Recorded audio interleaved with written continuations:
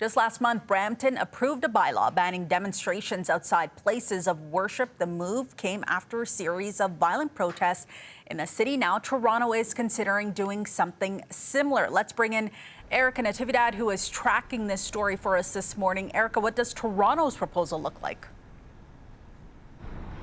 Yeah, Faiza, so Toronto City Council debating this yesterday and essentially voting in favor of having staff create a draft of this proposed bylaw that would ban protests from happening near schools, hospitals, and places of worship. Now, all of this is happening against a backdrop of more than a year of protests over the war in Gaza, for example, and rising hate crimes across the Greater Toronto area.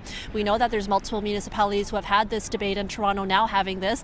Toronto City Councillor James Pasternak is among those advocating for these so-called bubble zones. Have a listen. Mobs that have taken over our streets are preventing people from going about their daily lives in peace and security.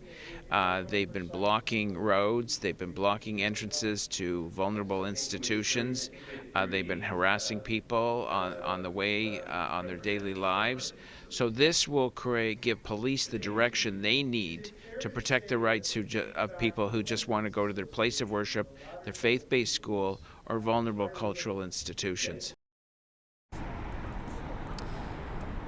Now, as you mentioned, Faiza, Brampton has approved a similar bylaw prohibiting protests within 100 meters of a place of worship following violent demonstrations outside of a Hindu temple last month. Vaughan doing something similar earlier in June, and the fines being up to $100,000 for those who violate them. Now, critics say these bylaws are unnecessary. They say that it's already illegal, for example, to incite or engage in violent acts, so it would be somewhat redundant to do this. And there's also questions about enforcement. Can this be enforced? Will it be enforced?